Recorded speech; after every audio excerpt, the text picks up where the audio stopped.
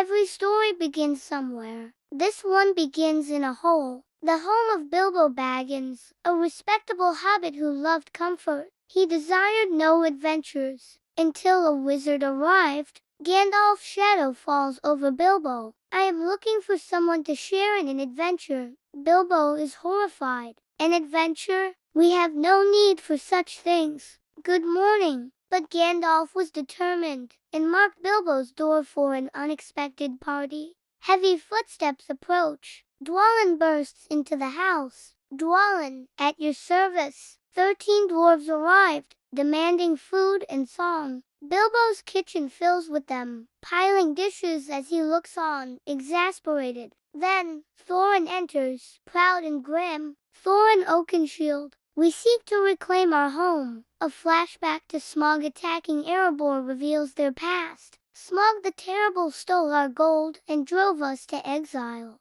Their destination, the Lonely Mountain. Gandalf points at Bilbo. We need a burglar, and I chose you, Master Baggins. Bilbo protests, waving a contract. But I'm not a burglar. I'm a Baggins of Bag End. The dwarf's song of their lost home, Misty Mountains Cold, stirred the adventurous Took in Bilbo. He races out of his hole in a frantic rush. Wait, I'm coming. I've signed. The unexpected journey had begun. The company marches across the Shire hills, a montage of forests and rivers. They traveled east, unprepared for the dangers ahead. At a campfire one night, 3 huge, ugly trolls appear. Fresh meat, and small ones. The dwarfs are caught in sacks. Bilbo attempts to distract the trolls. Wait, you can't eat them. They give you the squits. Gandalf arrives, his staff lit up.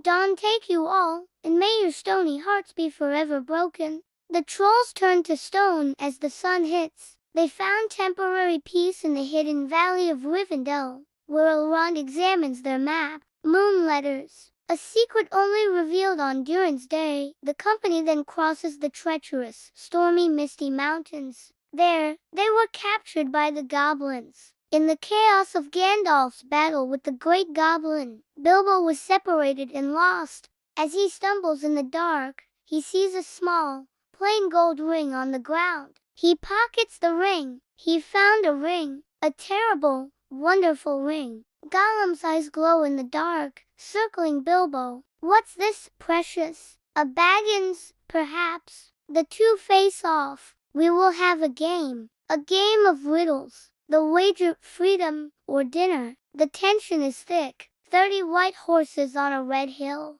Bilbo asks, Teeth, teeth. Gollum hisses back. Voiceless it cries, wingless flutters. Gollum riddles. Wind. Bilbo answers. It cannot be seen, cannot be felt.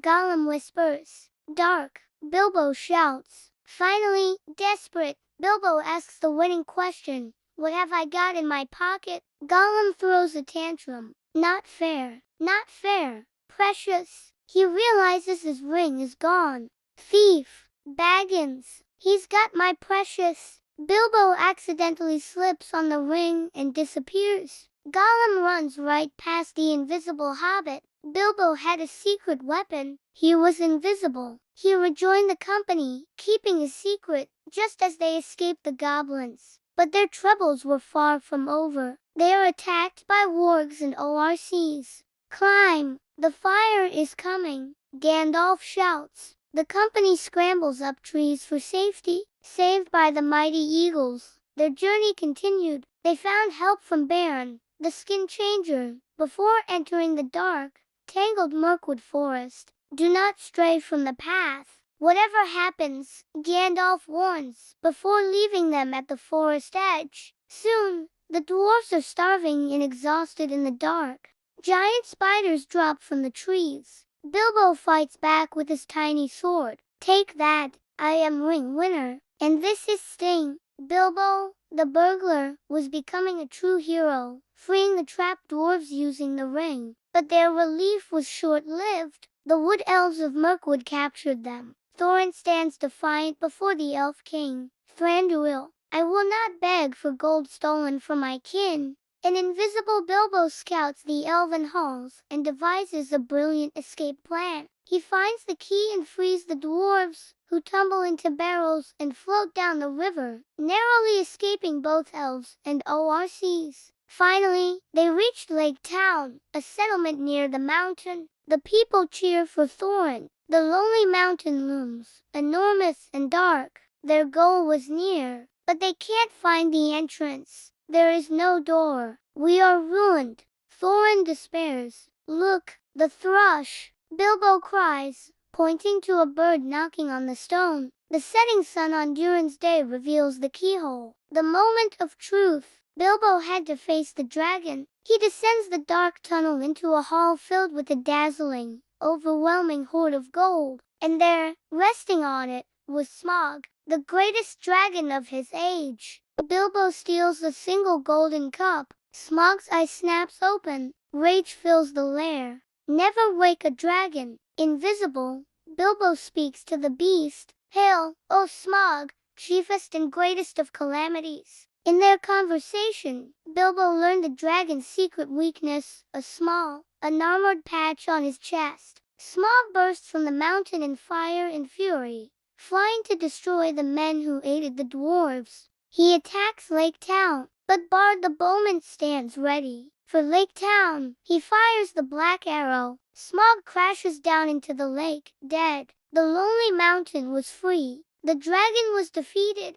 but the war had just begun. Inside the mountain, Thorin hoards the gold, his eyes full of greed. This treasure is mine. The greed of dwarves met the desperation of men and elves who arrived demanding a share of the treasure. To prevent war, Bilbo made a difficult choice. He secretly takes the Arkenstone, the heart of the mountain, and gives it to Bard and Thranduil. Use this to bargain with him for peace. Thorin is enraged at Bilbo's betrayal. Traitor, take him away. Gandalf appears. Will you have peace or war? Just then, war horns sound from the north.